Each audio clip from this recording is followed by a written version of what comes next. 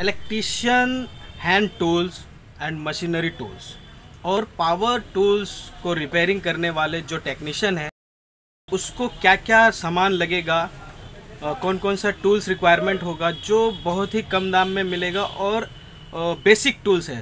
तो आज हम लोग इसी टॉपिक पे बात करने वाले हैं कि एक इलेक्ट्रीशियन को और एक पावर टूल्स रिपेयर टेक्नीशियन को कौन कौन सा टूल्स का रिक्वायरमेंट होता है जिससे वो पूरा पावर टूल्स का काम कर सकते हैं बहुत अच्छी तरीके से बिना किसी ट्रबल का। हेलो दोस्तों, वेलकम टू अस टूल्स वाला। अस टूल्स वाला में आपका स्वागत है। आप मेरे चैनल को सब्सक्राइब कर लीजिए और आपका बहुत बहुत धन्यवाद मेरे वीडियो को पसंद करने के लिए, लाइक करने के लिए और यहाँ तक पहुँचाने के लिए। तो इसी तरह वीडियो को देखते रहिए और जानकारी लेते रहिए। तो बिना किसी देरी के हुए चलते हैं सीधा टॉपिक की तरफ और बातें करते हैं कि इलेक्ट्रिशियन का जो बेसिक टूल्स है वो कौन कौन सा होता है और एक पावर टूल्स टेक्नीशियन के लिए कौन कौन सा टूल्स का रिक्वायरमेंट होता है। तो सबसे पहले होता है screw driver. Screw driver minus और प्लस दोनों ही लगता है और दोनों ही इलेक्ट्रिशियन को भी ज़रूरत है। पावर टूल्स टेक्नीशियन जो होता है, जो पावर टूल्स मशीन रिपेयरिंग करता है, उसको भी ज़रूरत है। पावर टूल्स मशीन मतलब ग्राइंडर, ड्रिल, कटर इत्यादि। नेक्स्ट है प्लायर, जो पकड़ भी बोलते हैं उसको। तो वो भी बहुत ज़्यादा ज़रूरत है, बेसिक टूल्स है और उसका इलेक्ट्रिशियन का भी ज़रूरत पड़ता है। थर्ड जो है वो है टेस्टर। ये तीन जो चीज़ है ये एकदम कंपलसरी है, हर एक इलेक्ट्रिशियन के पास होना ही चाहिए, जिससे वो थोड़ा बहुत काम आराम से कर सकता है बिना किसी ट्रबल्स के। पावर टूल्स टेक्नीशियन भी इसी से थोड़ा बहुत हल्का फुल्का काम कर सकता है। अब बात करते हैं एक प्रोफेशनल टाइप से काम करने के लिए। तो प्रोफेशनल टाइप से काम करने के लिए आपको बहुत सारे चीज़ जो बेसिक होता है वो रिक्वायरमेंट लगेगा, जिससे आप हर तरह का पावर टूल्स का काम कर सकते हैं और हर तरह का इलेक्ट्रिकल वर्क भी कर सकते हैं, इलेक्ट्रॉनिक्स वर्क भी कर सकते हैं। तो टेस्टर हम लोग बात कर रहे थे अभी टेस्टर के बारे में। तो टेस्टर समझ लेते हैं कि टेस्टर दो प्रकार के होते हैं। एक मैनुअल जो पहले आता था, अभी आता है डिजिटल।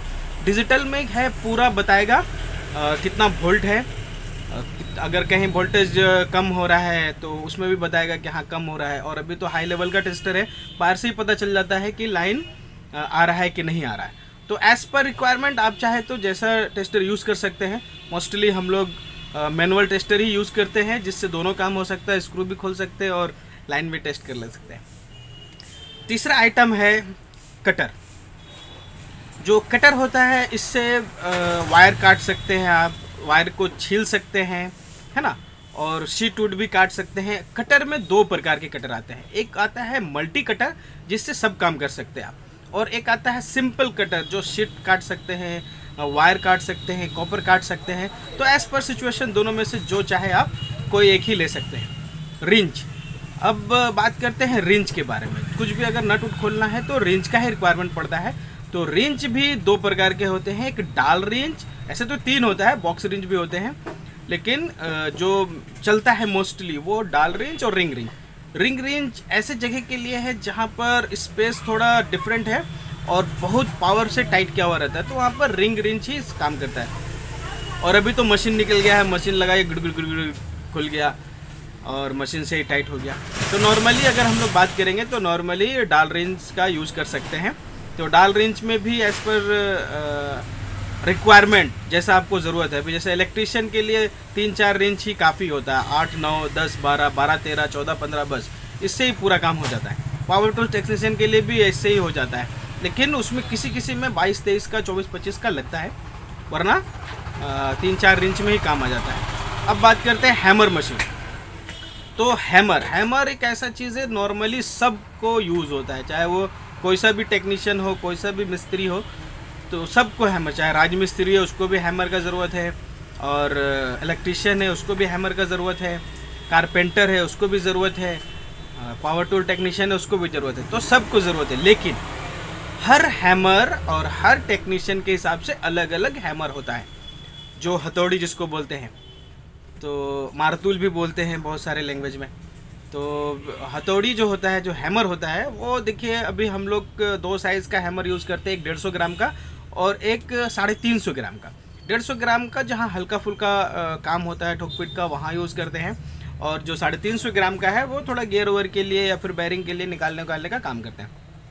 इसी तरह इलेक्ट्रिशियन में भी है 250 ग्राम का एक हैमर होता है जो हल्का फुल्का यूज़ करने के लिए, और फिर 350 या 450 वो दीवार वाल चिपिंग करने के लिए, बॉक्स काटने के लिए, दीवार तोड़ने के लिए, जगह बनाने के लिए वो यूज़ करते हैं। कारपेंटर के लिए भी वही है, हल्का फुल्का के लिए 150 ग्राम यूज़ करता है, और बढ़िया थोड़ा ज़्यादा ठोकना है तो 350 ग्राम यूज़ करता है। तो एज़ पर रिक्वायरमेंट आप अपने हिसाब से हैमर, हथौड़ी, मारतूल ले सकते हैं।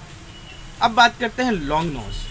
लॉन्ग नोज़ होता है वो लंबा निकला हुआ रहता है नाक उसका, और वो प्लायर है, वो एक प्लायर ऐसा है जिसमें हम लोग मल्टीपर्पज़ काम कर सकते हैं। एक तो है बहुत जैसा जगह पे प्लायर जो सिंपल प्लायर है, वो कॉम्बिनेशन प्लायर जो होता है वो जाता नहीं है, तो वहाँ पर लॉन्ग नोज़ काम करता है। अब लॉन्ग नोज़ को हम लोग लॉक प्लायर भी बना सकते हैं, जिसकी मदद से आप लॉक खोल सकते हैं, रिमूव कर सकते हैं, लेकिन ये एक्सपीरियंस में काम करता है। अगर आप लॉक प्लायर को देखें तो देखिए, लॉक प्लायर जो है इसका माउथ थोड़ा नोखिला होता है और लॉन्ग नोज़ का माउथ चरकुटा होता है, लेकिन जनरली हम लोग एक ही प्लायर से दोनों काम। अब बात करते हैं सोल्डिंग आयरन का। सोल्डिंग आयरन भी कॉमन चीज़ है जो हर घर की ज़रूरत है, सब जगह यूज़ होता है।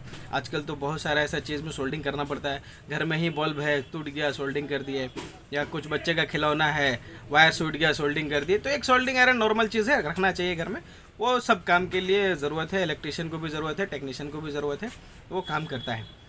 अब बात करते हैं डिजिटल मल्टीमीटर की।